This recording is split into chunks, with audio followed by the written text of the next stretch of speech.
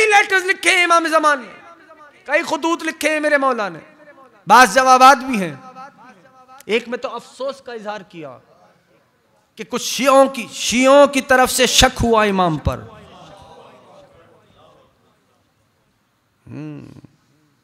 शक हुआ, मौला ने अफसोस का इजहार किया, लेकिन साथ में ये भी बताया कि तुम्हारा शक करना हम पे कोई असर नहीं करता, लेकिन अफसोस का मकाम यह है कि तुम हमारे करीब होने के बाद फिर मुर्तद हो रहे हो। एक में शेख मुफीद को लिखा, और शेख मुफीद को तो अजीब लक़ब से पुकारा, अलखुस्सदीद शेखुल मुफीद, ऐ मेरे बिरादर हिदायत याफ्ता शेख मुफीद। अरे थोड़ा सा साथ आ जाओ, बस बात तमाम कर दी। कल मौला ने जिंदगी दी तो पढ़ूंगा। कहा ए किसको लिख रहे? शेख मुफीद, यानी शेख मुफीद, शेख तूसी रहमतुल्लाह ताला अलैह, ये जो हस्तियां अल्लाह महल्ली, ये वो हस्तियां हैं कि जिन्होंने अपनी तौर पे 200% कोशिशें की कि खालिस इल्म इलाही को हासिल किया जाए। अपने तौर पे इन्होंने पूरी कोशिश की। छोटे नाम नहीं है जिसे जमाने के इमाम फरमाने अल-अख़ुस्सदीद शेखुल मुफीद, ऐ मेरे बिरादर हिदायत याफ्ता शेख मुफीद। कौन कह रहा है? बोलो। आसान है, मोहल्ले का काउंसलर दरमियाने मोहल्ला में किसी के कंधे पे हाथ रख के कह दे ये मेरा भाई है, तो उसका सीना कम नहीं पड़ता। जिसे इमाम ज़माना अपना भाई कह रहे हो, ऐ मेरे बिरादर हिदायत याफ्ता, ये शेख की हस्ती है। बस जहां से बात का आगाज हुआ था आज यहीं पे बात रुक रही है। ये शेख की हस्ती है। अपनी किताब में लिखा, हुज्जत से जुड़ो, गुनाह हो तो इनकी बारगाह से दूर ना जाओ, वापस आओ, लौट के इन्हीं के दरबार में बैठो। एक शख्स आ गया मौला के पास, कहने लगा मौला, अच्छा एक जुमला कह दूं और, अबा अब्दुल्लाह से किसी ने पूछा, अबा अब्दुल्लाह से, अच्छा इसका बैकग्राउंड ये है कि मौला तशरीफ लाए, असहाब मौजूद थे। मौला ने फरमाया सुनो, अल्लाह ने तुम्हें खल्क ही इसलिए किया है ताकि तुम उसकी मारिफत हासिल करो। इसलिए मैं कहता हूं ना, अक्सर सोचना पड़ता है कौन सी बात कही जाए कौन सी ना कही जाए। अल्लाह ने, मौला क्या फरमाते, अब अब्दुल्लाह फरमा रहे हैं, लिखने वाले शेख सदूक हैं, का अल्लाह ने खल्क ही इसलिए किया है तुम्हें। अब वह आयत समझ में आ रही है, वमा खलक़तुल जिन्न वल इंस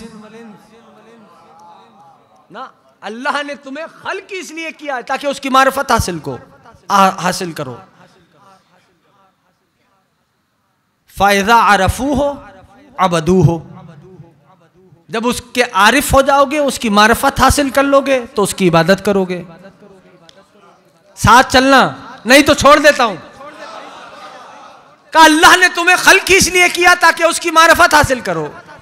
फ़ाइज़ा अरफ़ू हो अबदू हो, जब उसकी मारिफत हासिल कर लोगे तो उसकी इबादत करोगे। जब उसकी इबादत करोगे तो तुम मुस्तगनी हो जाओगे उसके गैर की इबादत से।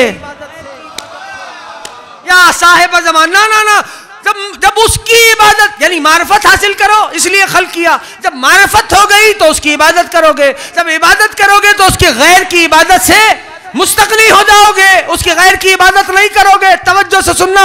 अब बंदा खड़ा हो गया, कहने लगा यब्न रसूलुल्लाह, ए फर्जंद ज़हरा, मेरी जान कुर्बान, मेरे माँ बाप कुर्बान, मा मारिफतुल्लाह। अब जुमला सुन लेना, ये अल्लाह की मारिफत क्या है, ये अल्लाह की मारिफत क्या है। अब अब्दुल्लाह ने फरमाया सुनो, हर जमाने के इमाम की मारिफत हासिल करना उसकी मारिफत है।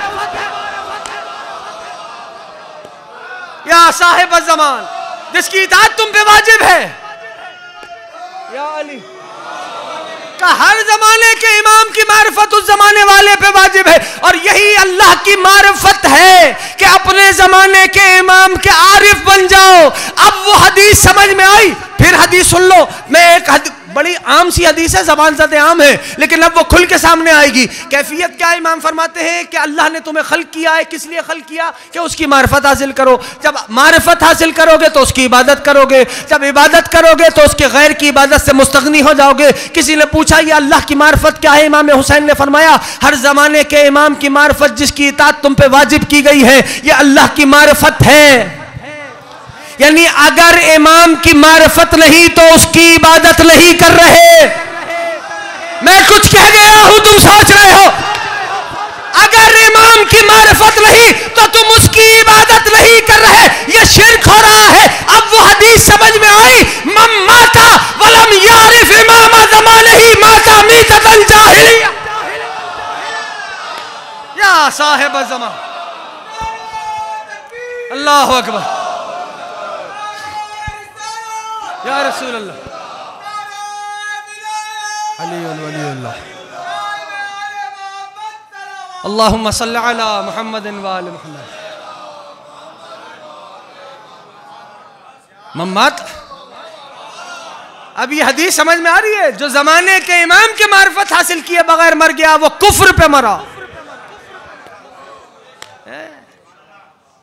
अब ये फैसला तुम्हारे ऊपर है कि कैसे अपने बच्चों को अपने ज़माने के इमाम से करीब करते हो। ये मामला तुम्हारे ऊपर है, कोई दूसरा नहीं। ये पेरेंट्स जो बैठे हैं उनकी जिम्मेदारी है कि कम से कम अपने बच्चों को हर रोज़ एक वाक़या अपने सैयद और सरदार का सुनाएं और ये दुआ करें कि परवरदिगार हम सबको अपने सरदार की मारिफत नसीब फरमाए। परवरदिगार हम सब के गुनाह कबीरा व सगीरा को माफ़ फरमा। मारिफ़ अहले बैत इतने हैं, वल्लाह कह रहा हूँ, इतने हैं मारिफ़ अहले बैत कि ज़िंदगी थोड़ी है, मारिफ़ बहुत है। यानी आप खुद देख लेना, बिहार अनवार की 110 जिल्दें, हाँ, वसाइल शिया की 30 जिल्दें, काफ़ी की 10 जिल्दें, अंबाल लग जाए छतों तक, इतने मारिफ़ अहले बैत के। हम सबको मौला बेहक़ साहिब ज़मान मारिफ़ अहले बैत को हासिल करने की तौफ़ीक़ इनायत फरमा। जो बीमार हैं बेहक़ मौलाना सैयद सज्जाद उन सबको सेहत कामिल और आजिल अता फरमा। परवरदिगार जो बे औलाद हैं बेहक़ बाबुल हवाइज सबको औलाद नरीना का मना फरमा। परवरदिगारा मरने से पहले रोज़ा हुसैन का दीदार नसीब फरमा, हज बैतुल्लाह की सआदत नसीब फरमा, मौला वतन अज़ीज़ की हिफाजत फरमाना, उलमाए हक़ के साए को सरों पे कायम व दायम फरमाना। लाखों दुआएं एक तरफ, ये एक दुआ एक तरफ कि परवरदिगार अली की अली बेटी का वास्ता, उस बीबी का वास्ता जो करबला से कूफा, कूफा से शाम, शाम से मदीना तक अपने बच्चों को नहीं रोई। परवरदिगारा यूसुफ ज़हरा के ज़हूर में ताजील फरमाना। हम सबको साहिब की मारिफत नसीब फरमा, हम सबको साहिब के आवान व अंसार में शुमार फरमा। मौला हज़रत अबुल फ़ज़ल अब्बास का वास्ता देते हैं, हमें अपनी आँखों से अपने साहिब का दीदार नसीब फरमा। बिस्मिल्लाहिर्रहमानिर्रहीम। अल्लाहुम्मा कुल्ल वलिय्यकल हुज्जत इब्नुल हसन सलावातुका अलैहि व अला आबाइहि फ़ी हाज़िहि स्सअति व फ़ी कुल्लि सअ मिन सअति लैल व नहार वलिय्यन व हाफ़िज़न व क़ाइदन व नासिरा व दलीलन व ऐना हत्ता तुस्किनहु अर्ज़क़ तवआ व तुमत्तिअहु फ़ीहा तवीला बिरहमतिका या अरहमर राहिमीन।